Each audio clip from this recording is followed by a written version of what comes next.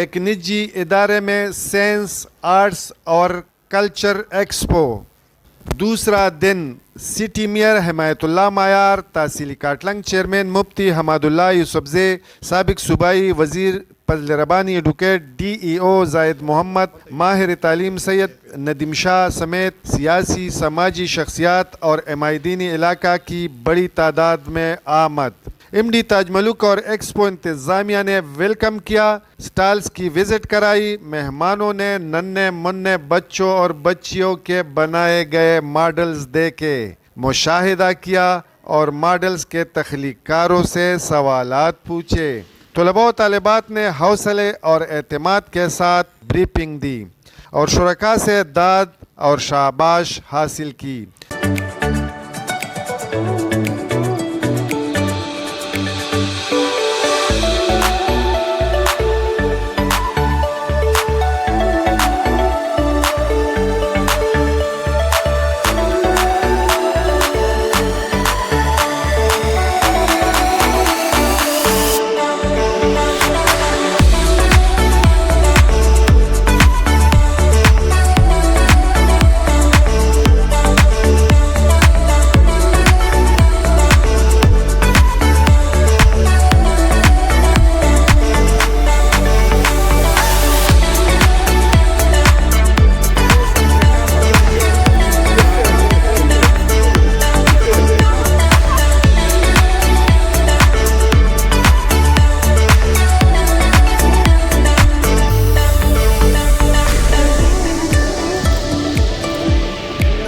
सैयद नदीम शाह ने एक्सपो को तारीखी करार दिया और गजालियन के जुर्रत को समाजी कदरों की परवान गर्दाना।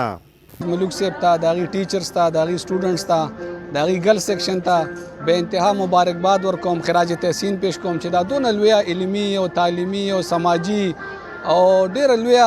अजीबा एक्सपो तैयारियों को दायोकड़ा और जमा बख्याल द ज़िला मर्दान टोलो नलवे एक्सपो द ओसा पर जसोन शिवी दिया बदाई और बिलखसूस दा जो डेर लवे चेंज मखसूसों में बिलखसूस पर काटलंग पशान पसीमा बांधे चे मा द खपल बच्चानी उलिदे, मा द खपल ख्वेंद उलिदे, मा द खपल बच्ची उलिदे, खपल रुण में उलिदे और दोन अलवे तख्लीकी सोच दोन अदबी सोच चे अगर जमंग द कल्चर सरा, जमंग द समाज सरा, जमंग द साइंस और टेक्नोलॉजी सरा, जमंग द अदब सरा, जमंग द खेल सरा, जमंग द किताब सरा दा तख्लीकी सोच और दा नवे सोच और दा जोंदुन दा सोच न जमा पे ख्याल बदे चे ताज मलिक सेब ला दा टीम ला सोना मुबारकबाद वर्क रशीदा कम दे और जमा पे ख्याल नूर तालीमी इदारों ला दे तकलीफ पकार दे। और मेयर हिमायतुल्लाह मायार और दीगर ने कहा कि गजालियन एक्सपो नए जहतों को उरूज बख्शेगी। मनी जलबाने बस दा मुआमा च दा साबितीगी چې زمونږ سکولونه څه کمرشل ادارې نه دي، دا سوشل سروسز ډیلیوري کوي او دلته ایجوکیشنل ادارې تعلیم خلکو لور کوي. نو زما به خلک دغه ادارې هم دغه حیثیت برقرار وساتي چې دا تعلیمي ادارې دي او تعلیم د انسانانو بنیادی حق ته او د پاکستان د آئین د لاندې د بین الاقوامي قانونونو د لاندې د مذهب د لاندې او دی په دغه جذبې سره دا سکول نو چلی. نو نن چې څنګه غزالي ایکسپوژر او په دې کې د ماشومانو هغه پټ قابلیتونه چې هغه را سرګند شو او راښکاره شو او هغه خپل ټول قابلیتونه راښکاره کړو. خصوصا زمونږ ماشومان ما وکتل چې هغه زمونږ د کلچر نام خبر دي، د خپل تهذیب او تمدن نام خبر دي، د خپل ژبې نام خبر دي، د خپل کور کلی د ژوند نام خبر دي او بیا خصوصا د نننې چې کوم دور دی د کمپیوټر دور دی او د ساينس دور دی، نو د ساينس او د ټیکنالوژي نه هم خبر دی او په هغې باندې هم هغې مختلف قسمه اکټیویټیز کړي. نو د علاقې خلکو له مبارکي ورکوم چې دې ته دلته یو دومره ښه اداره شته دي چې هغه د ماشومانو که یو خوا تعلیمي اهلیت پکې اوچتوي نو بل خوا د هغې شخصیت سازي هم کوي.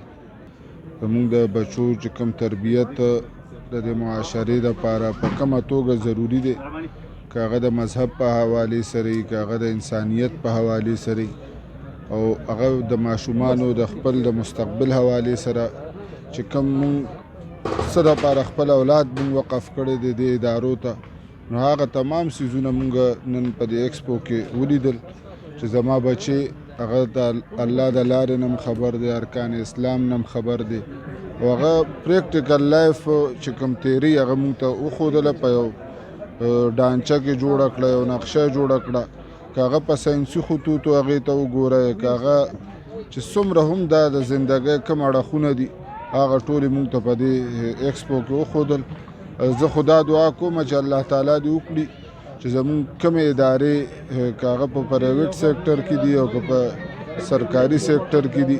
د ایجوکیشن په حوالې سره چې په کم طریقو سره دا ادارې خپل خدمات کوي،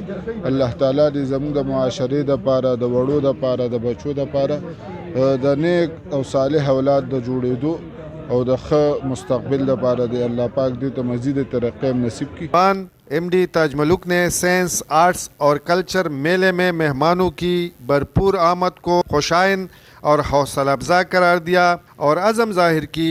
कि एक्सपो के बुनियादी मकासद के हुसूल को इनकलाब का पेशखेमा साबित करेंगे. मोहम्मद पदे क्लासरूम के दन नतीर की जमुंदा कोशिशों चिदी लमुंगा लगा एंटरटेनमेंट वर्क